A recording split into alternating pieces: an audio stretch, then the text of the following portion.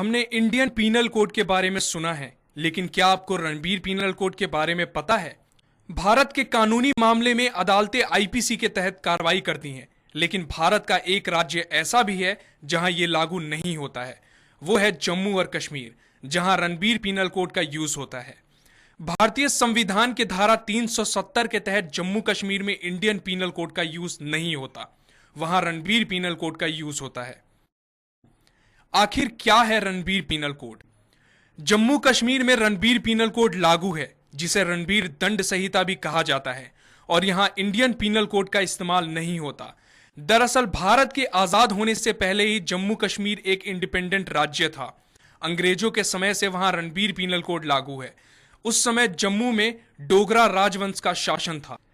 महाराजा रणबीर सिंह वहां के शासक थे। 1932 में ही महाराजा के नाम पर वहां रणबीर पीनल कोड बना। यह कोड थॉमस बेबिंगटन मैकलॉय की आईपीसी की तरह ही है, लेकिन कुछ मामलों में यह अलग है। आइए पहले जानते हैं कि हमारे इंडियन पीनल कोड में ऐसी कौन कौन सी चीजें हैं जो रणबीर पीनल कोड में नहीं है। आईपीसी के आर्टिकल 4 के तहत कंप्यूटर से किए गए क्राइम्स को संबोधित करती हैं, लेकिन रणबीर पीनल कोड में इसका कोई जिक्र नहीं है। आईपीसी के आर्टिकल 153 के तहत किसी सार्वजनिक सभा या जमावड़े के दौरान शस्त्र ले जाना अपराध है, वहीं आरपीसी में ऐसी कोई बात नहीं लिखी है।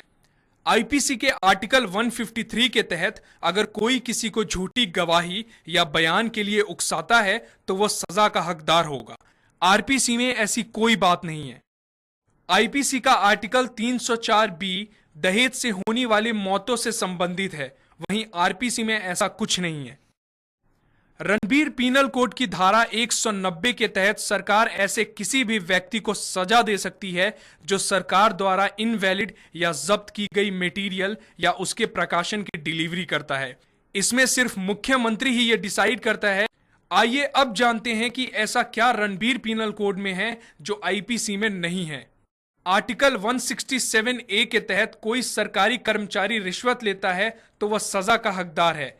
रिश्वतखोरी से जुड़ी यह चीज आईपीसी में मौजूद नहीं है। रणबीर पीनल कोड की धारा 420 ए के तहत सरकार सक्षम अधिकारी या ऑथराइजेशन में होने वाले छल या धोखाधड़ी का निर्धारण करता है। आईपीसी में ऐसा कुछ नहीं है।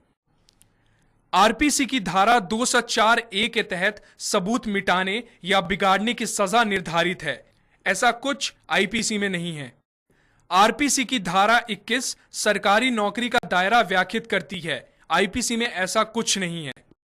तो ये थी कुछ डिफरेंसेस आरपीसी और आईपीसी के बारे में।